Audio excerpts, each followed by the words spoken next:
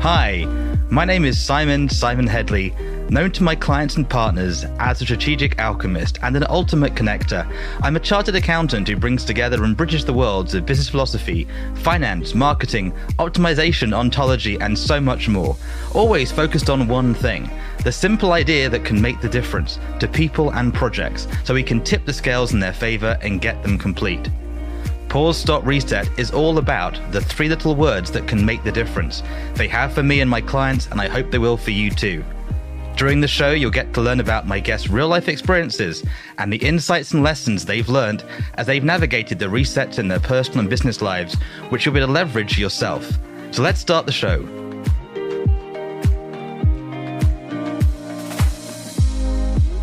Hello, I'm Simon Hedley, and welcome to this episode of Pause, Stop, Reset. Today, I am absolutely thrilled to introduce you to somebody who inspired me long before I ever got to know him personally. And since then, I've come to admire him all the more, and that is the one and only Dr. Ernesto Sirolli. He's a globally recognized thought leader in entrepreneurship and economic development with over 40 years of transformative work. He's the founder of the Sirolli Institute, helping communities worldwide unlock their entrepreneurial potential, and a real pioneer of the enterprise facilitation approach, empowering people to follow their passions and build thriving, sustainable ventures. You may also know him for his amazing TED Talks, one of which is called Want to Help Someone, Shut Up and Listen, which has resonated with millions around the world. And it's actually how I first came across him as somebody to inspire me to speak better and communicate better. His insights have not only impacted the lives of countless entrepreneurs, but also deeply inspired my own journey. So I'm honored to have him with us today. Without further ado, Ernesto, welcome to Pause, Stop, Reset. Hey, Simon. So nice to be with you. You still think of me now and then, so I do. Great. I still talk about your talk. I still refer to your talk. Literally, I've been telling people, go watch this talk for ages. It is an absolutely mind-boggling talk for a couple of reasons. And if you haven't seen it, check it out. Shut Up and Listen. And there's the sequel, both in how you communicated, which is phenomenal. So I first came across it. Anthony Wade, Dr. Voice, was like, look, you want to be a speaker, go watch these great talks. And that was the one he referenced. But also the content, which is really powerful and relevant to this, by the way. If those early people out in Africa had learned to pause and listen, stop and listen, they could have avoided the hippo problem. But we're jumping ahead of ourselves. So for people that may not know you yet or haven't kept up with your resets, like who are you, Ernesto, and what are you focused on today? Italian born.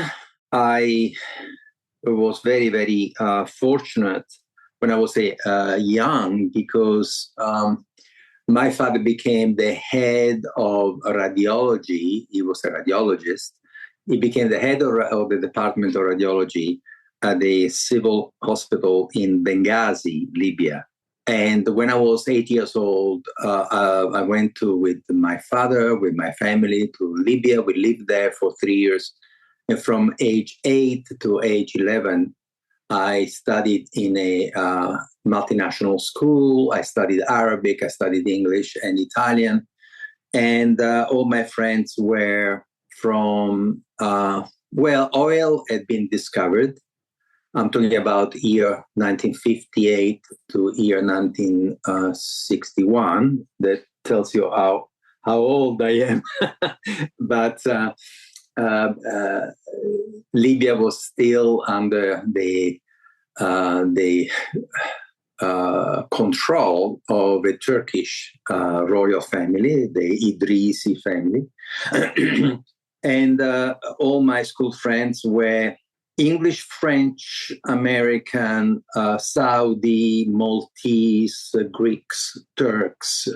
And my two best friends, one was a Palestinian Muslim and the other one was an Israeli Jew.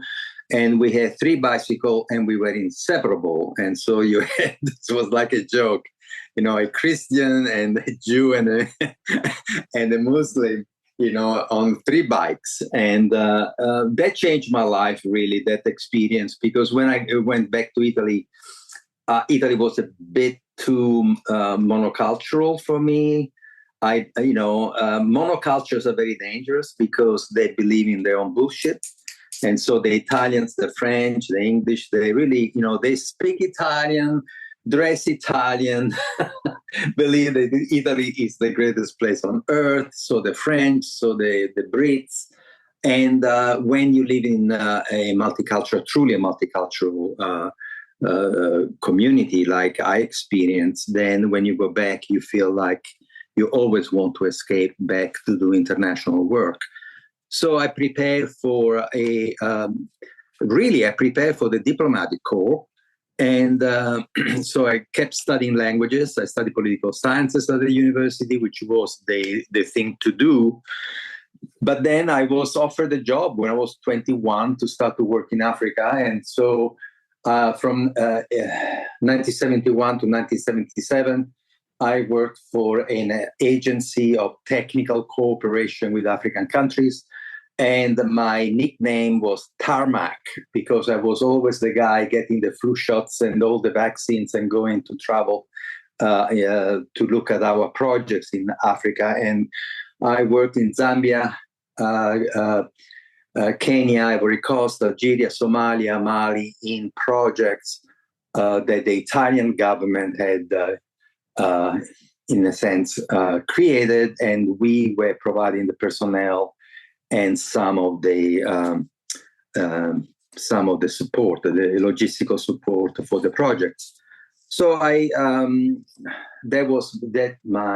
I really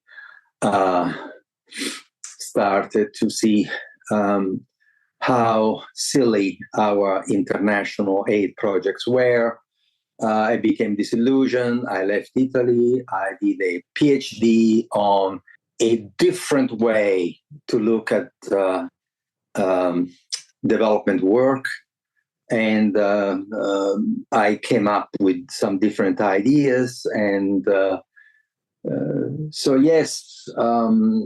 invented a new professional figure that we named an enterprise facilitator many years ago.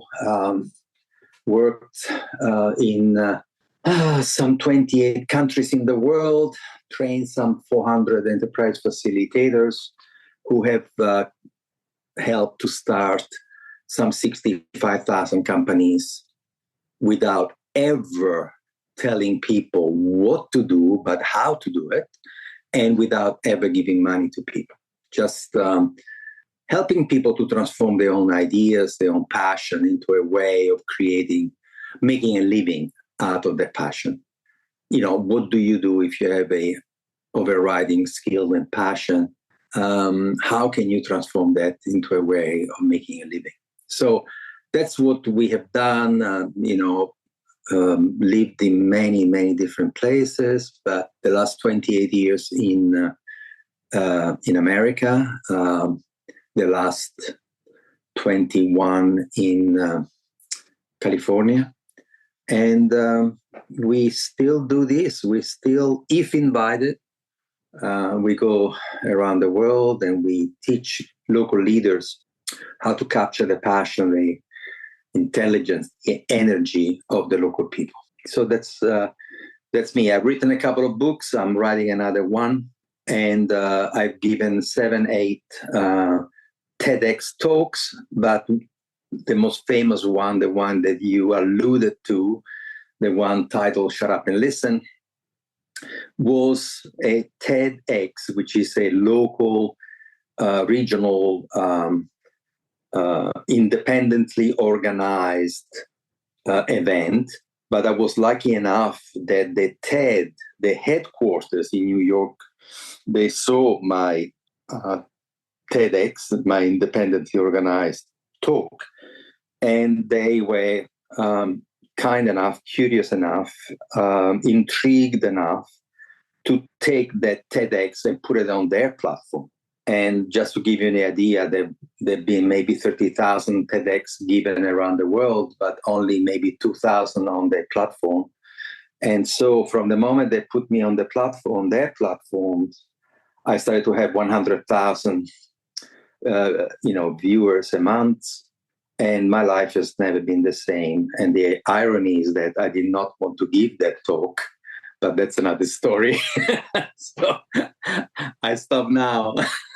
Oh, well, the pausing, not stopping, right? So the first thing, you get why I love this man. There's a generosity. I remember when I first reached out to you, I was expecting, like you normally get as somebody of your stature, the team to say, thank you for your interest. What's the speaker fee? Blah, blah, blah. And this wasn't even for a talk. It was just like, you were so open to communication, which blew me away because it's very rare. Often when people have got somewhere, they shut down. They're like, what's the agenda? And that we had really real conversations at a time I was going through really challenging things on the health side and other things. But also even the rigor with which you're communicating about, like, it wasn't a TED Talk, it was TEDx, it's independent. That I think is part of the DNA of you, which I think is what's allowed you to do what you've done. And it's really curious because I'm also present to, you've been working in this field for a huge amount of time.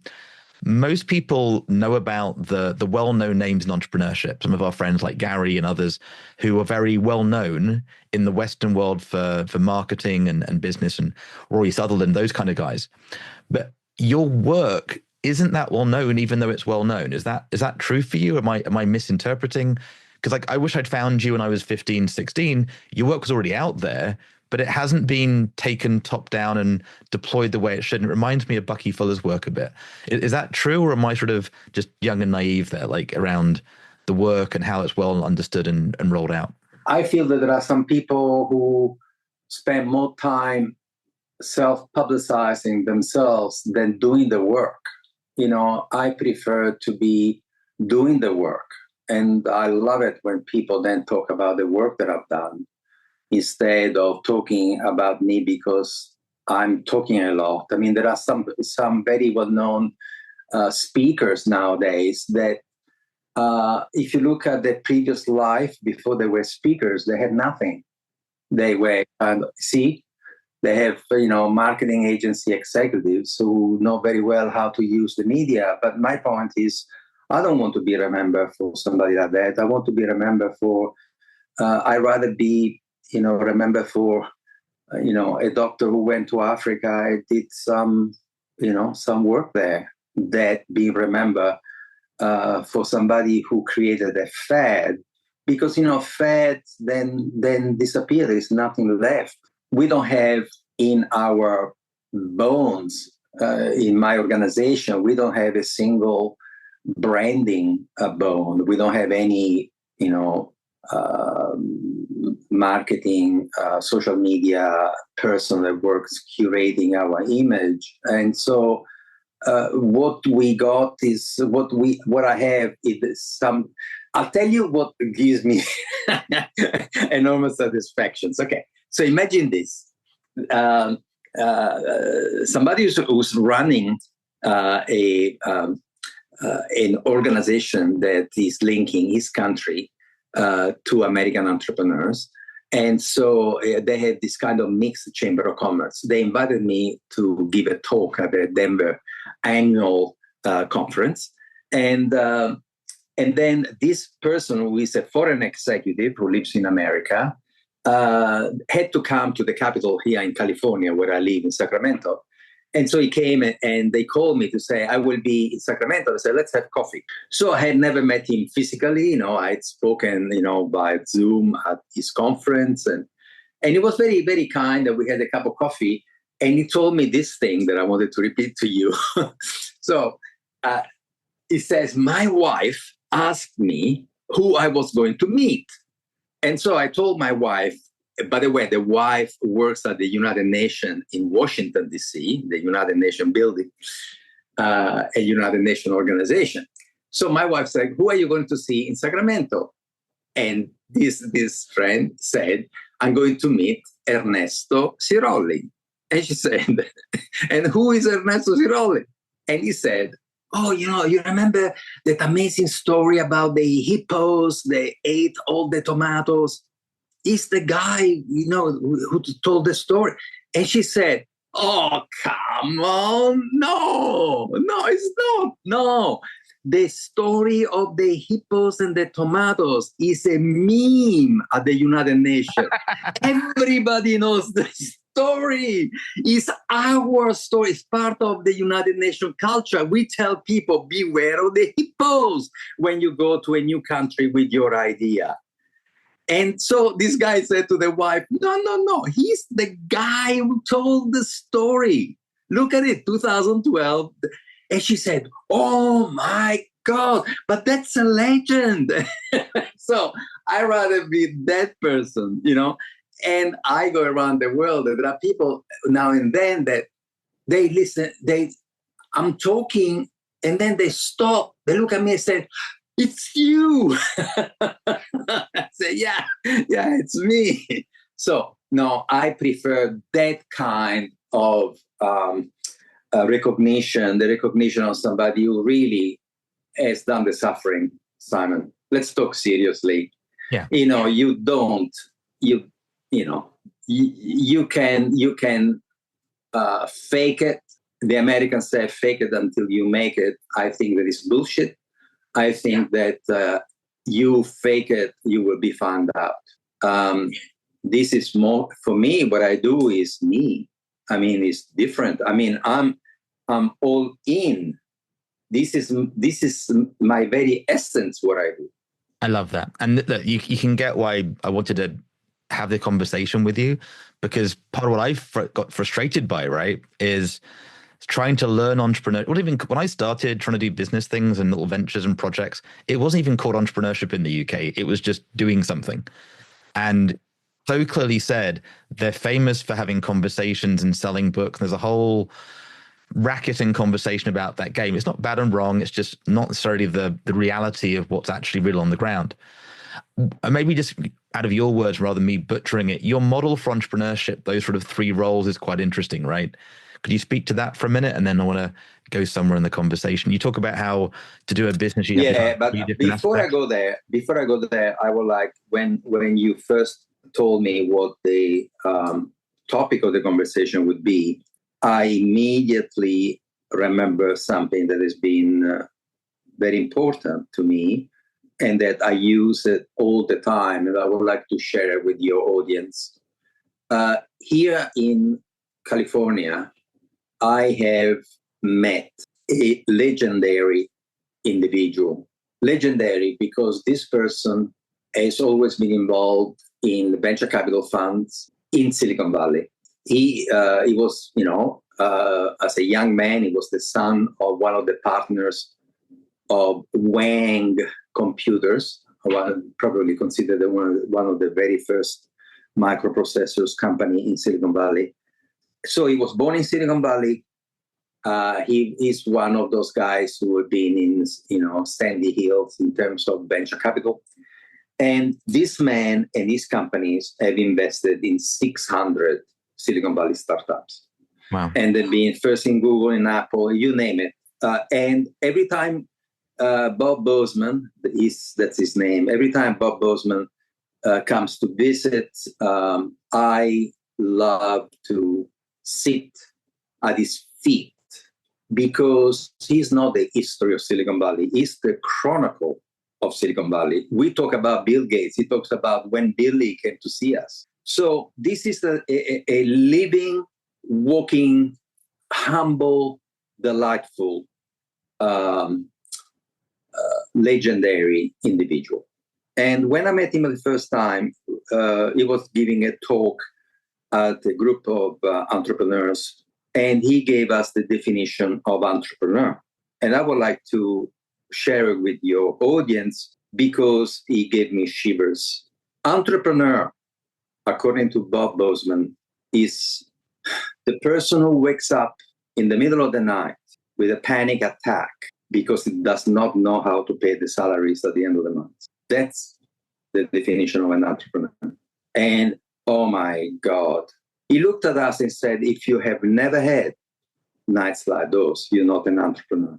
Entrepreneurs are not managers. Entrepreneurs, there is no space between their personal life and what they do work-wise. So it's absolutely extraordinary to understand the level of stress, the level of anxiety, the level of fear, the level of commitment.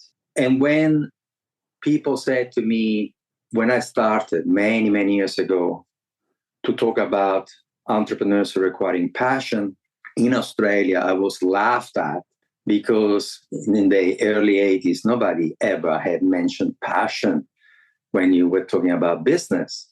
And they would say, oh, you Italians, and they were thinking about passion, the mandolin and the flowers, you Italians, oh, passionate man, all this bullshit. But passion comes from the Latin for to suffer. Passio is the passion of Christ on the cross. Being passionate means that you are prepared to suffer for what you believe. So when Bob Bozeman basically confirmed the struggle, the solitude, the cold sweat in the middle of the night, it's called the elephant on the chest. And when I meet entrepreneurs, I can talk to them because I have had all of that. So,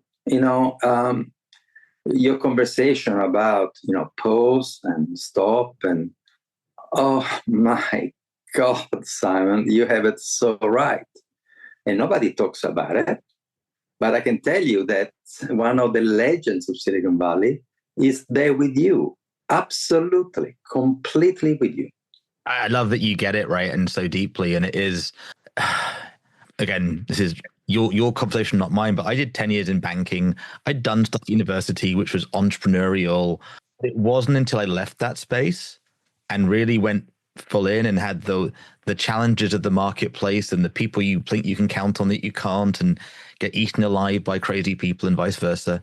It is those sleepless nights where you're like, what am I going to do? And there is no answer, and you're being with it and that suffering, and you still keep going.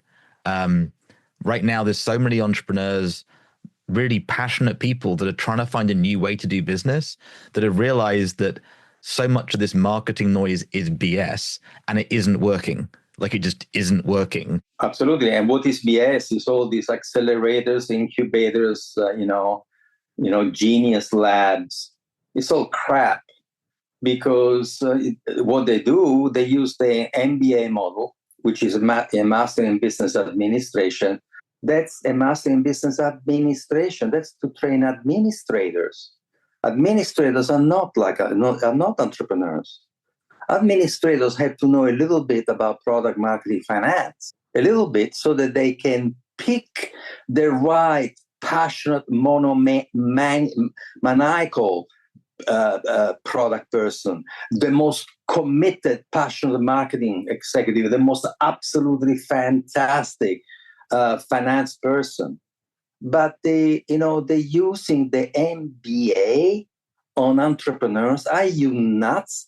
Entrepreneurs run away from, Steve Jobs never got an MBA. He would laugh at those people. Bill Gates left Harvard University. I mean, are you kidding me? You want me, Steve Jobs, to learn everything about HR and accounting so that then I can become the CEO? I don't give a damn. I'm the best at reading, the product, and what people want. And you want me to stop doing what is my competitive advantage, what I have the deepest inside of me, to go and learn to do badly what I can hire somebody to do? So, I found that it's absurd. And also entrepreneurship in the hands of academics, in the hands of people who have never had the cold sweats at night. How can you put the life of passionate entrepreneurs in the hands of people on, all their lives on salaries? They will not be able to run, like in Australia. I lived in Australia 20 years. I'm married to an Australian. In Australia, they said, those people will not be able to run a brothel in a mining camp. And you want to give the future, the sweat, the tears, the passion of entrepreneurs to people on a fixed salary? You know that when we created my organization here in America, we created, on the advice of American friends, who wanted me to stay, we created a 501c3, which is the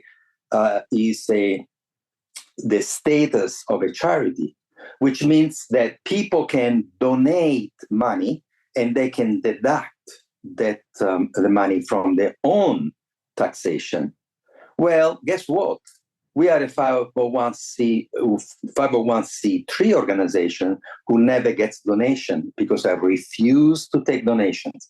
How on earth can we go around the world to tell people that they can transform their passion into a way to make a living if we cannot do it ourselves? What kind of credibility could we have? There's no credibility. Entrepreneurs will look at you to say, you are telling me what to do when your salary is guaranteed by donations, and you want to teach me how to make a living in the streets?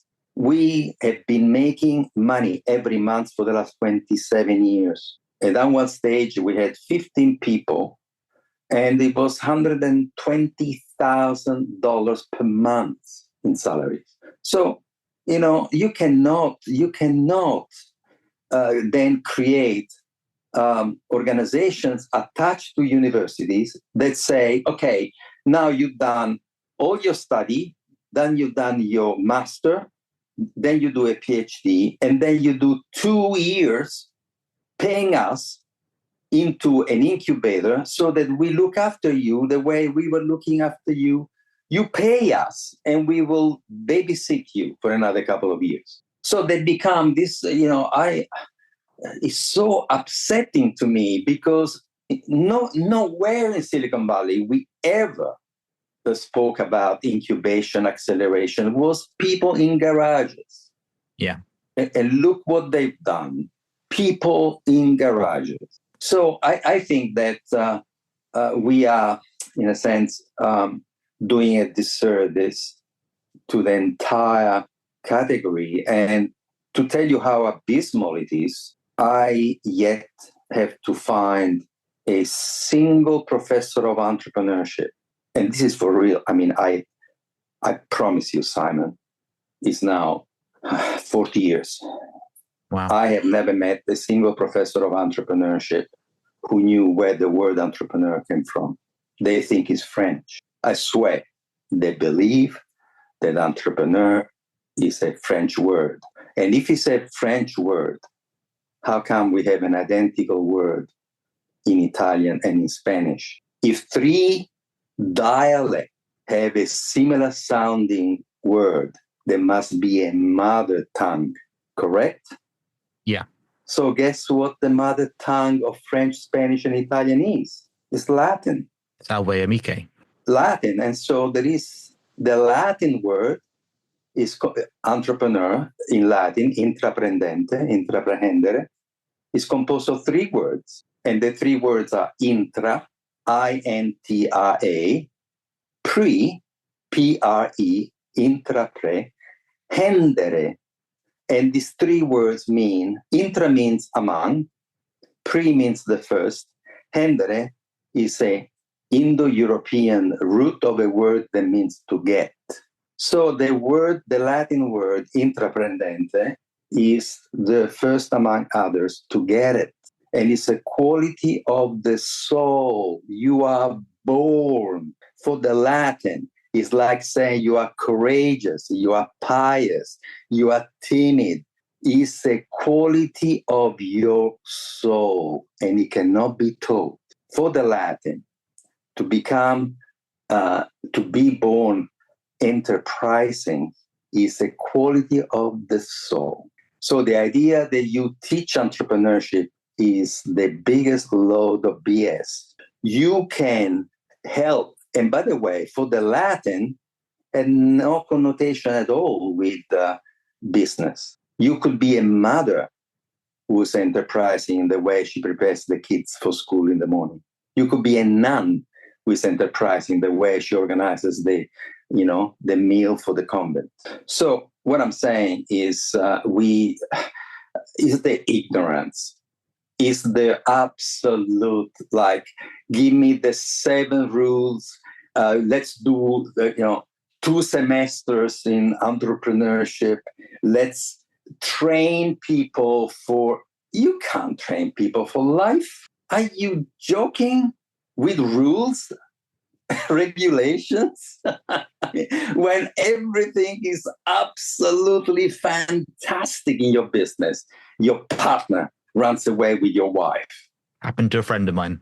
Exactly that. And my point is that, like life. So, tell me, tell me about all this pitching competition, and tell me, how do you pick winners in business? If we could pick winners in business, the stock market would not exist, because everybody would only invest in the winning company. Yeah. So let's pause, stop, reset, right? Because firstly, love it. This is why I wish I'd met you years ago, and it's all perfect, right? Because if I hadn't had that suffering, I wouldn't be able to sit there and go, this is wisdom. I'd have gone, no, there's a book and 3-step process. I'd have bought the BS. And I did, scarily, when I left the banking space, I wasn't like the billionaire banking guy. I met all these entrepreneur training guys in the UK and the US, and they seemed to have it handled.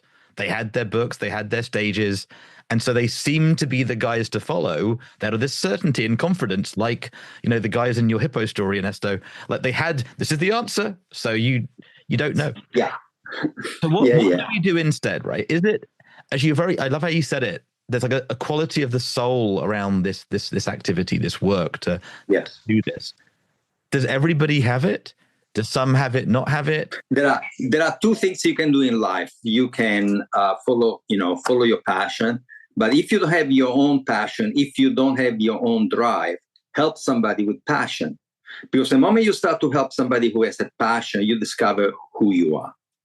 So what I say to people is that if you don't know what your passion is, just start to help somebody who has the drive, the passion, who wants to do something. And you can then do the finance for this person. You can do the marketing for this person. But the engine is this comes from within, not from without. So the theory that I'm espousing about entrepreneurship is this. You're born entrepreneur. You see things that other people don't see. And as soon as you see it, now this is like a curse and a blessing. Because the curse is that if you don't know what to do with that passion, you get suicidal.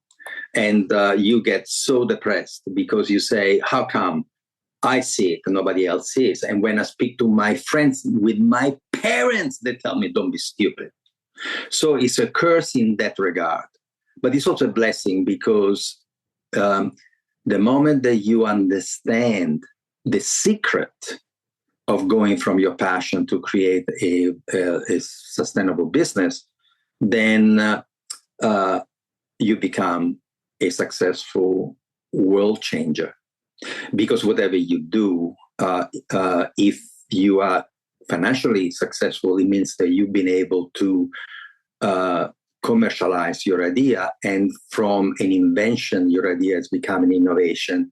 And the innovation then it means that now you have something that people like, people want to purchase this, and they like and they want to purchase because it's useful to them. So you are improving the quality of life for people worldwide. So you have a market of 8 billion people, and you can become incredibly wealthy. But let's not talk about money, because the idea for me was never, ever, ever to teach people to become rich. My idea was, how do you become the person who can look in the mirror and say, I've done the best that I could have done with what I was given. And I've been able to make a living returning to the world the gifts that I received at birth. So I studied psychology instead of studying business. And the psychology that I studied was the psychology of growth, developmental psychology, humanistic psychology, call it the way you want it. But I became really entranced by psychologists, humanistic psychologists, Carl Rogers, Abraham Maslow, Eric Fromm, Adler, the post-Jungian, the the post-behaviorists. And these are all people who have one thing in common. They believe that there is no need to motivate people because every single healthy human being in the world wants to improve his life or her life. So there's no need to motivate anybody. Everybody has the dream to be better off financially initially. And then as soon as you have food every day, you have a roof over your head, you have basic needs satisfied, you have security. As soon as you have this very, very humble, you have a little, a mini, a mini apartment with, you have enough to feed yourself. You have the security of knowing that you will be okay daily. Then immediately our brain needs more things, and they're all psychological needs. After the basic materialistic needs, it's all psychological needs. You want companionship, you want love, you want self-respect, you want to really finally become the person who can look in the mirror and like what he or she sees. You want to become the man that you ought to become, the man that you can become. You can become the person of your dream. Imagine that. So the work is all from inside out.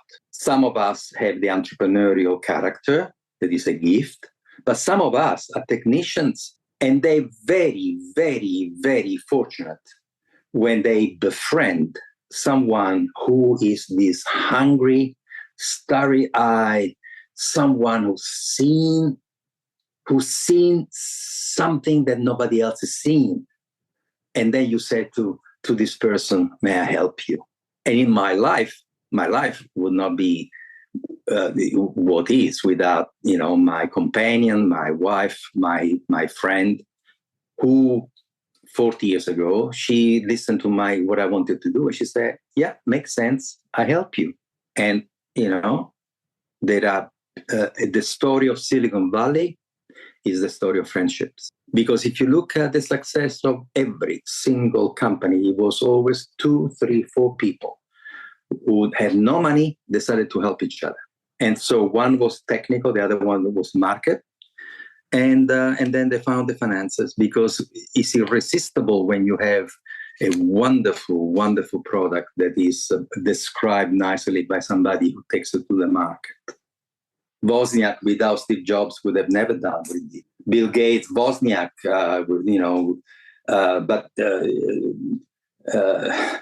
so the stories are amazing. The stories are amazing. Richard Branson, in his autobiography, Screw It, Let's Do It. That's the title of Richard Branson's autobiography. In the first page of his book, he never said I, and he wrote we 32 times in the first page of his autobiography, because he wasn't alone. He had his best friend, his best companion, and he regretted for the rest of his life that he was not able to hang on that friendship. But he started his first company with a friend and his mother. Yeah. I've got a simple question. I want to go deep on the you that you are, right? And if you're listening, you like, this is the gold stuff that you can't fake. This is lived material. And I'm very grateful, Ernesto, for so many reasons. Given your background and your frame of how you look at things, what is marketing in that context? And it sounds silly, but like, what is marketing when you talk about the marketing piece? There are 3 characters in the drama of business. There is the person who loves the product. So we call them the P. The P person is the one who is in love, completely absorbed, enthralled by what he is building or what she is creating. And these people are absolutely phenomenal. The world will not be what it is without the P. However, the P have each of these characters, the P, the M, and the F, are like a coin with two faces. And what happened is that if you leave them to their own devices, they self-destruct, because one side of the coin is the capacity to create the world that we inhabit. Everything around you has been created by a P. Your computer, your desk, your chair, everything that you are, your clothing, everything, but also your doctor, your teacher, they're all P, product people, okay? They love to deliver the service or to make the product.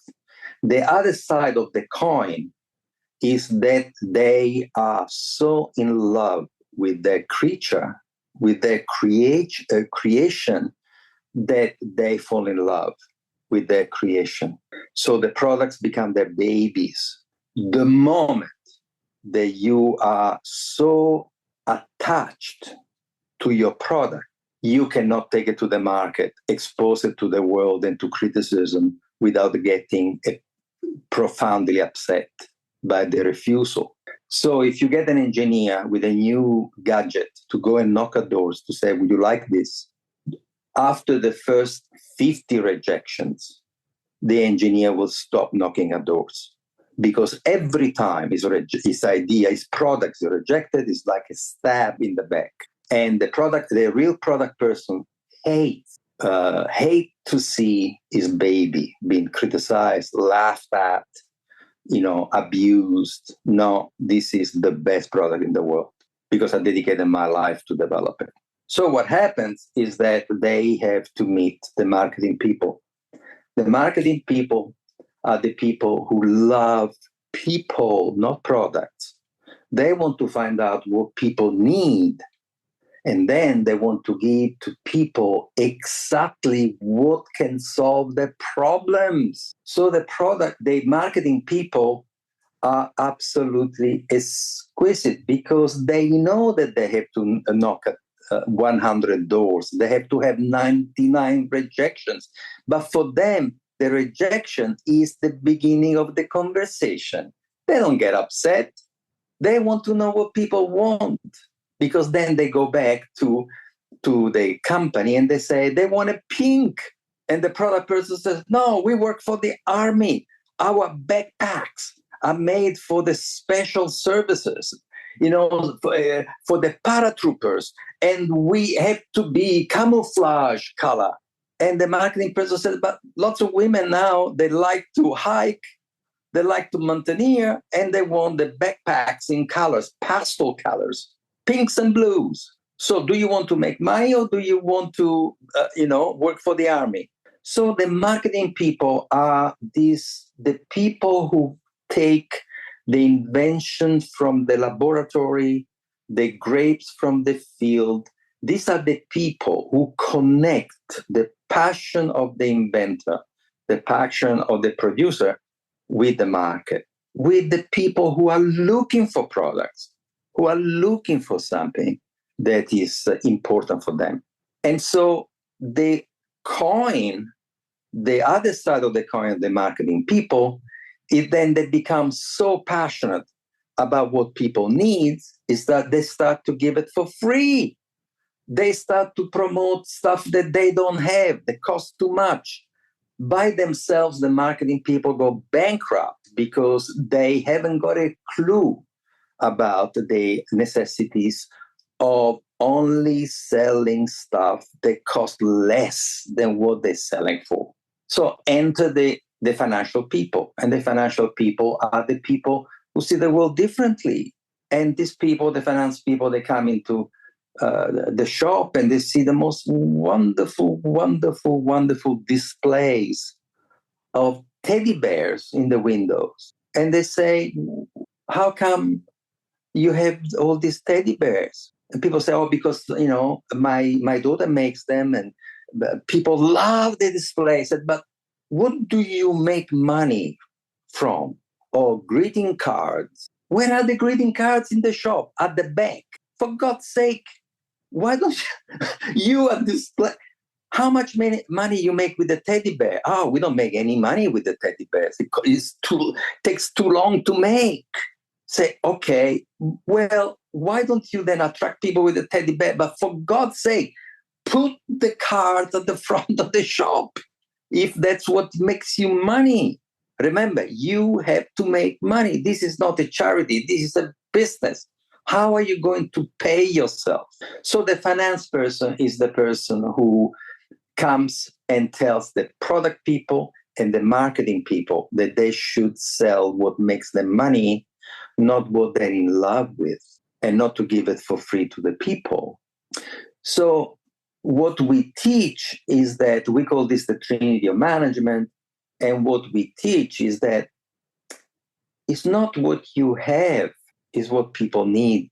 Because if people don't want it and they don't need it, the fact that you have invented something, you could be like Nikola Tesla, who invented things that are still not utilized because he was a genius 100 years before his time. So, yes, he invented and he told everybody that electricity could be broadcast. But very few Teslas in California use a mat under the car to simply broadcast induction electricity. Some do. But for many people, it's still puzzling. They can't believe that you can have your television set without any cord attached to any plugs. And yet, that's the technology that Nikola Tesla promoted on the grand scale, but nobody's using it.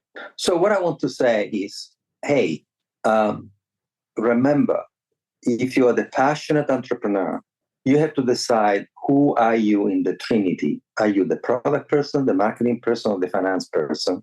For God's sake, stop. Try to learn to do badly what you hate. Stay with your competitive advantage. And what I teach is only do in your life what you love to do, but surround yourself with people who can do beautifully what you hate doing. I love it. Love it. Very, very clear. It's also where I think the market is screwy because what they talk about marketing is not that. It's like how to brainwash people to click buttons. So with all these resets, with all these entrepreneurs you've been working with all these amazing experiences, you must have had some times that were really challenging. Some of your pause, stop, reset moments. Oh my God. Of course. Which were the hardest and how did you navigate them? Like, how did you get through them? I remember COVID was for a training organization where we would travel the world to be in front of town hall meetings where we would encourage local leadership to employ a full-time enterprise facilitator to teach the Trinity of Management to every entrepreneur in the community who wanted to learn. For us, when we discovered that we could not train in person any longer, it was like being at sea and you see this massive storm coming. And I remember that reset required, the image that came to my mind was the one of being on a boat, a sailing boat at sea in a storm. And I remember telling, my colleagues, my partner, we need to batten the hatches. We need to go through the storm, and we need to keep our sanity. And what we did, we were supposed to go to Italy from California to meet 65 entrepreneurs we had trained in this methodology to find out what they had done with the Trinity of Management. And we had organized a beautiful event in Venice. And we were supposed to have a prolonged, an entire day of testimonials and people telling their own stories, and then dinner, and then more celebrations. And we received a call from the organizer to say, Italy is dying. I mean, Italy was the first, you remember? Italy was the first European it was really bad nation. And so they canceled that event. And the entrepreneur said, why don't we meet via Zoom? And I said, what's Zoom? So wow. he was an IT guy. So he organized for all of us to download the proper stuff. And we had the first meeting. At that meeting, there were some 40 Italian entrepreneurs. And then we decided to have meetings every Thursday night. And we had 128 Thursdays. We worked together for 2 years for free, in line. And we had 400 entrepreneurs coming to those meetings. We call them aperitivo, apericol, the call with the aperitivo. And of course, in Italy it was 6 o'clock at night. So everybody showed up with a glass, with the Cocktail. spritz, so with a cocktail, a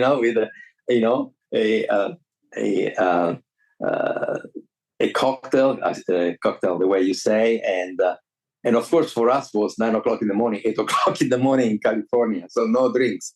But we met more than 400 entrepreneurs in those 2.5 years, and they're still friends. And what we did was facilitation with people who were absolutely desperate.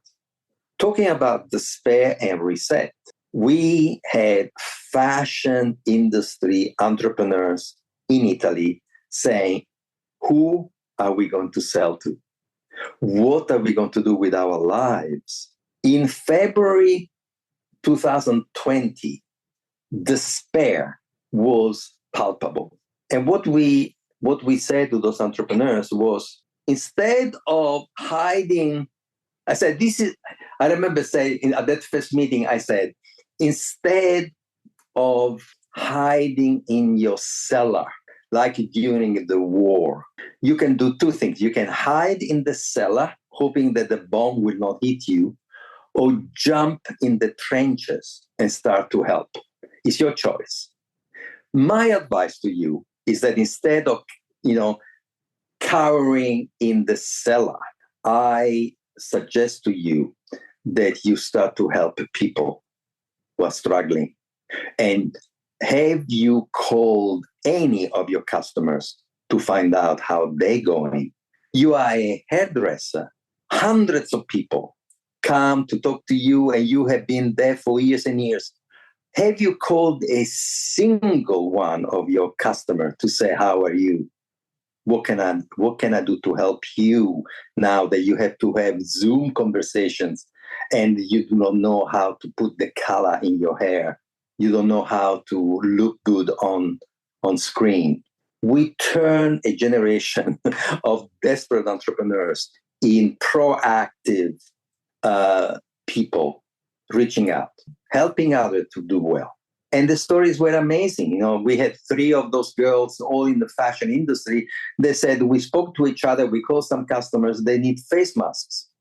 So we have retooled our T-shirt company to make, face masks. We had stories about a guy with the tourist industry in Venice to say, oh, so maybe this is a good time to get to do that web app for virtual guiding, so that when this will be over, we will have something in Japanese, in Chinese, that we can then speak to every hotel in Venice and offer as part of the package. When people buy a stay, they get the free app, so that they can go around Venice in their own language and listen to the secrets of the best spots to see Venice.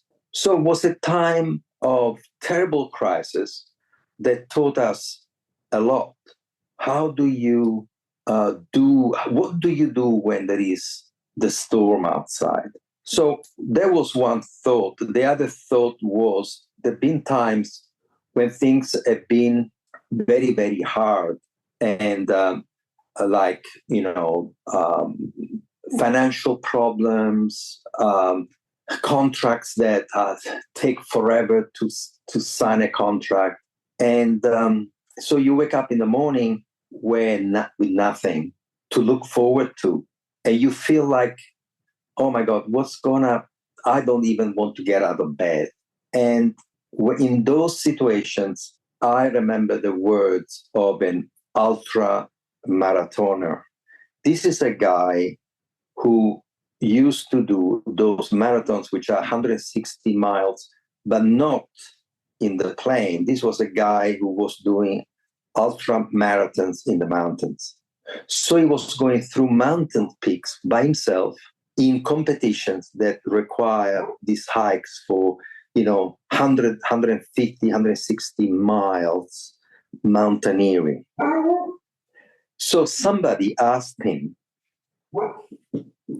how do you do it?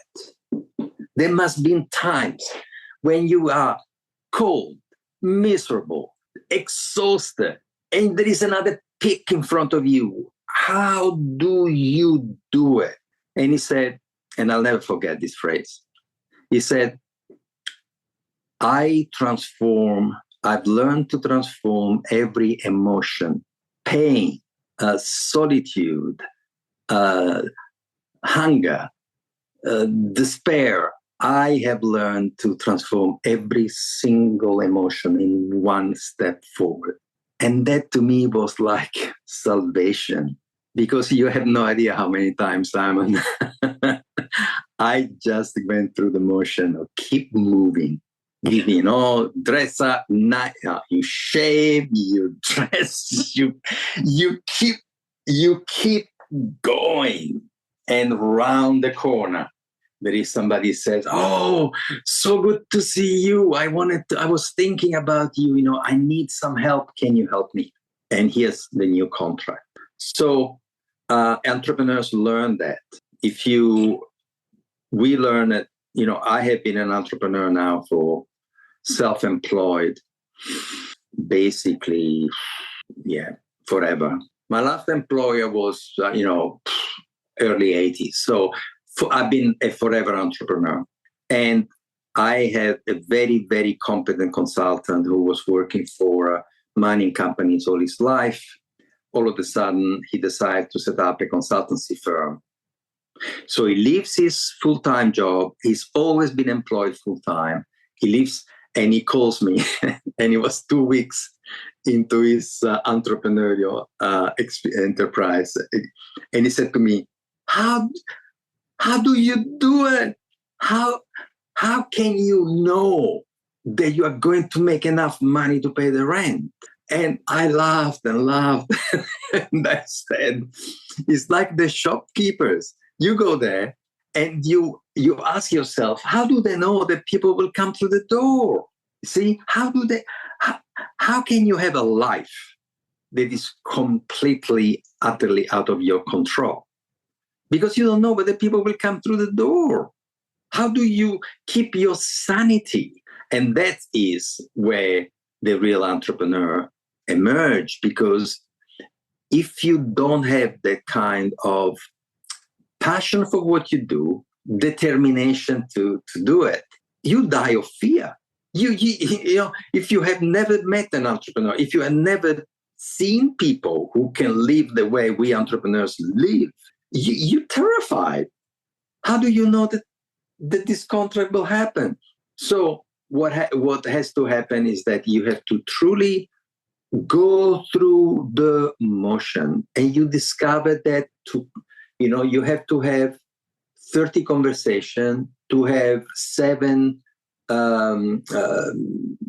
possible deals, 5 probable deals.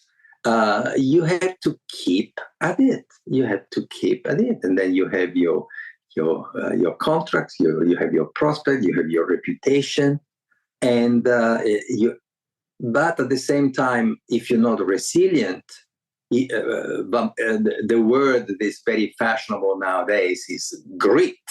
If you don't have that stamina, then you will be terrified. Yeah, really, really scared. And you mentioned, for you personally, is the thing I get you've got this really amazing multicultural life. You've been out to Africa, you've lived and sort of built it that way. But I get a sense that Martha, this partner of yours in life and business, has she been a big part of that, of sort of helping you on that? Absolutely. It's like, I in Italy, I love to tease the Italian audience, because I ask the Italian audience, who was the first, accountant of Enzo Ferrari? It was his mother, la signora Adalgisa. But in Italy, they don't teach that because it's embarrassing. See, because Enzo Ferrari is the macho image of, Italy. Ferrari is the sex, basically. You look at the Ferrari, you already know who drives it. Somebody who needs, something to help his virility. Ferrari is all about this cult, of machismo. So imagine the Italians, when you tell them that first was his wife, his mother, and then was his wife, people say, "Oh my God, how come? How come?" Because Enzo Ferrari, could have never done what he did without his mother and without his wife. So let's be real. It's a question of personalities. I think that my wife, if I put her on a stage with 2,000-3,000 people without notes, I think that she will be concerned. She will be scared to do that. But I'm scared to do what she does. Because if you send me in a bureaucratic office to try to get an approval for us to work with Iran, I would rather kill myself to do that. But my wife does it. She goes through, the State Department and she fills all the forms. She speaks to everybody. She, and she gets things done that for me are unthinkable. I would never do that. Never. Priceless people. They're the hardest thing to find. I know so many entrepreneurs that have that passion piece, but the marketing bit they've got and the finance bit they haven't got. And I know I want to be honorable of your time, right? We could spend hours talking. Maybe another time we can get back on the phone and do this. I'm really loving it. But for those entrepreneurs that are really at that breaking point, right? Especially the ones that are like, I remember being 18, 19 years old, had nothing, but there was more willing to risk because you haven't got anything and you don't know better. You have that youthful energy and naivety. When somebody is they've got a couple of kids, they're worried about losing the house and everything going down. When did they not quit? But there's a great book by Seth Godin, like The Dip, right? Sometimes the entrepreneur should keep going. And sometimes it's like, stop trying to sell chocolate teapots. I love with your focus, it's like, what do people need and that creativity that comes in? I hear the value of those connections, both inner circle connections and masterminds you can work with. And I really get that facilitating. But if they're really listening in and they're like, I don't know what to do, and I go help people, I really get that. But if they're kind of like, what do I do now? Before giving up, they have to honestly look at themselves in the mirror and say, am I doing beautifully what I love to do? Have I ever given other people permission to represent me? I have worked with many, many artists, and they suffer enormously because they don't understand that it's not the quality of your art that sells your art. They really believe that people they see their paintings and they absolutely want to pay $4 million for that painting. It's not true.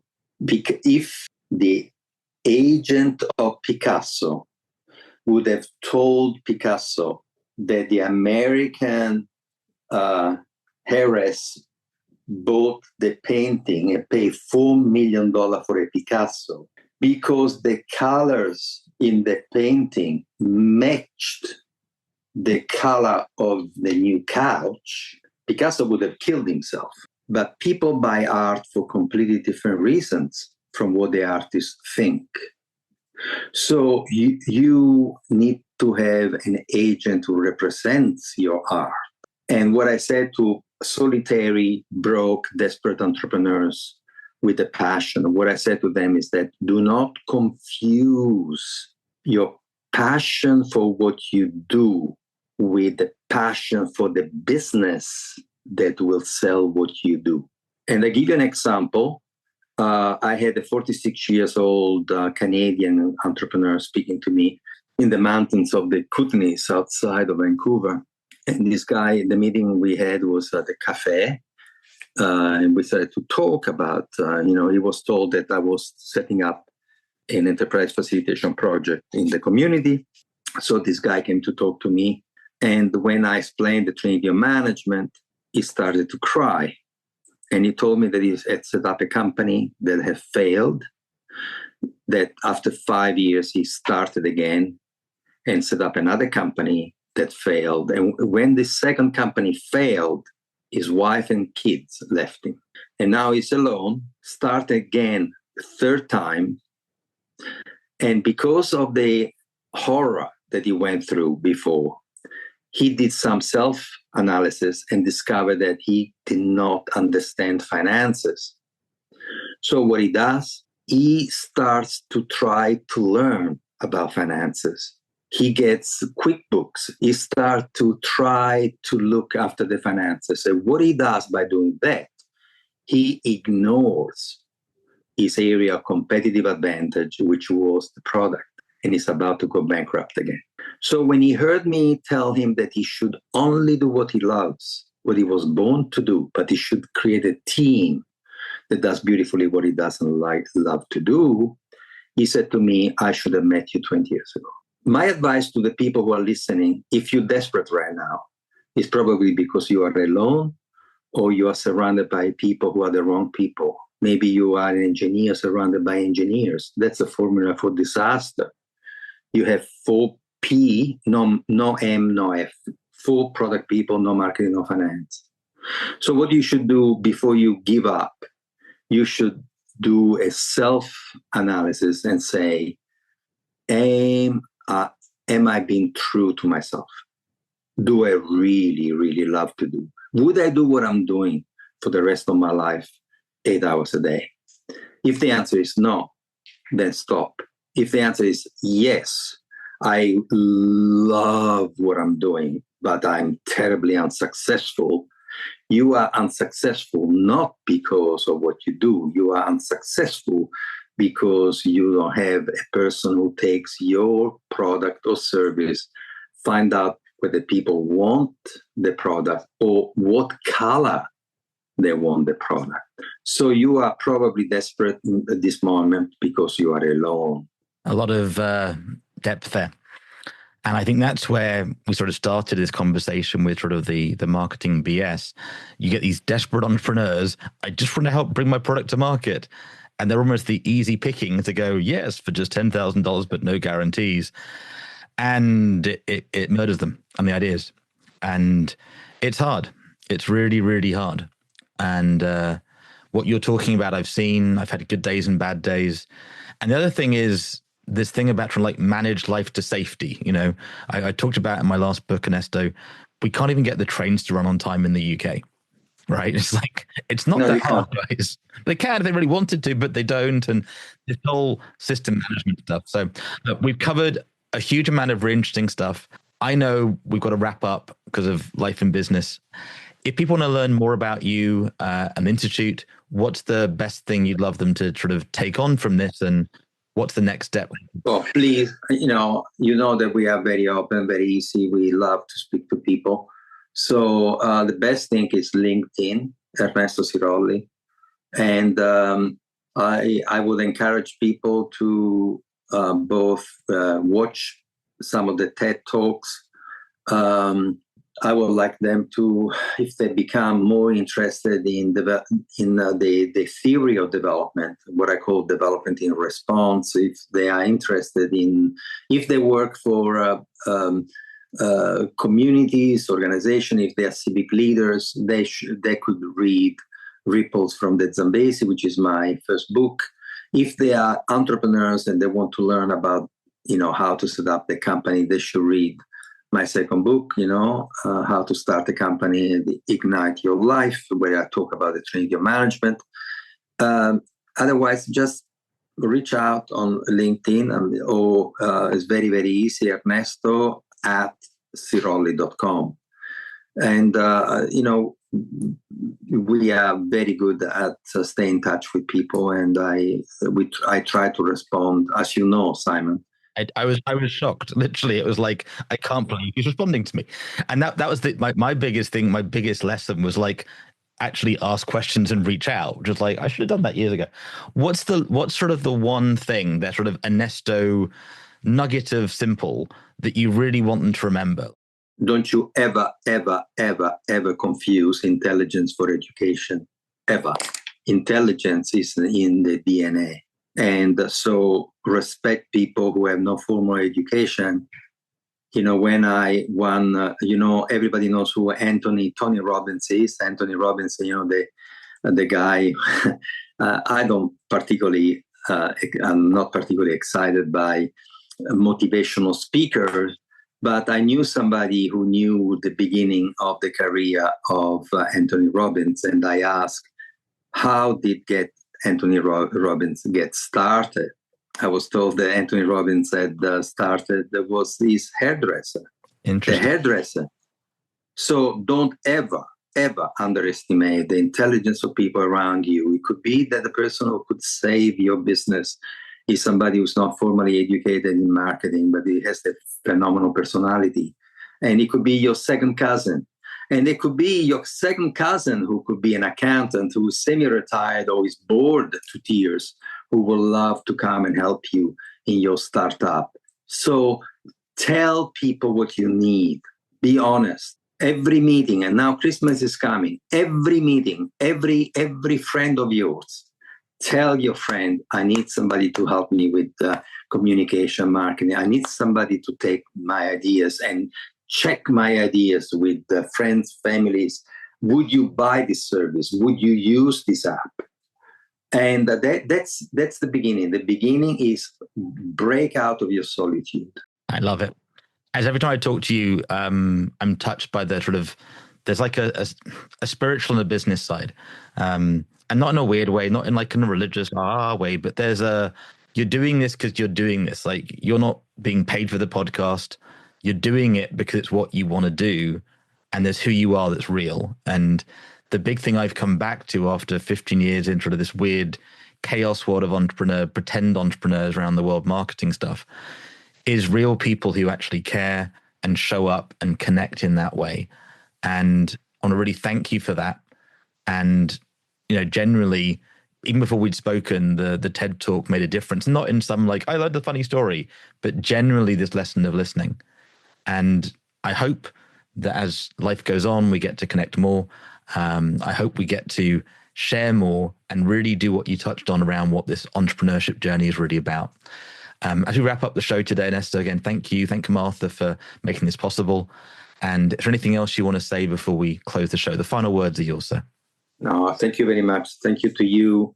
At my age, the only thing left is legacy. I would hate to see all this work that we've done in so many countries in the world go to waste because nobody picks up these ideas of shut up, listen, help people to understand who they are first, and then form teams.